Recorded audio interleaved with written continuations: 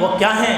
افمن یعلم انما انزل الیک من ربک الحق کمن هو اعمی انما یتذکر اولو الالباب۔ علم والے کون ہیں؟ اولو الالباب ہیں۔ وہ کون ہیں؟ الذین یوفون بعہد اللہ ولا ینقضون المیثاق والذین یصلون ما امر اللہ به ان یوصل ویخشون ربهم ویخافون سوء الحساب والذین صبروا ابتغاء وجہ ربهم واقاموا الصلاة وانفقوا مما رزقناهم سرا وعلانیہ ویدرؤون بالحسنة السیئة اولئک لهم عقبى الدار۔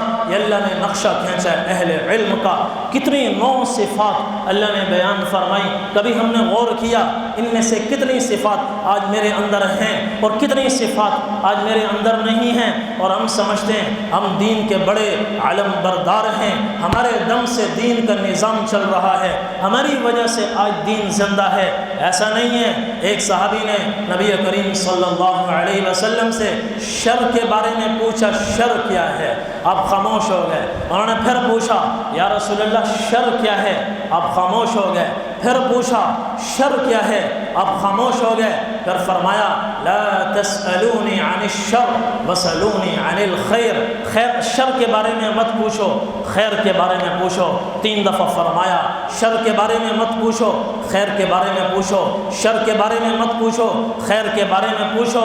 پھر فرمایا اب میں تمہیں اب مختصر لفظوں میں، جامع لفظوں میں خیر بھی بتا دیتا ہوں، شر بھی بتا دیتا ہوں۔ خیر میں سب سے بڑی خیر بتاتا ہوں، شر میں سب سے بڑا شر بتاتا ہوں۔ ان شر الشر شرار العلماء وخیر الخیر خیار العلماء۔ سب سے بڑا خیر بہترین علماء ہیں، سب سے بڑا شر وہ بدترین علماء ہیں، بدترین علماء ہیں۔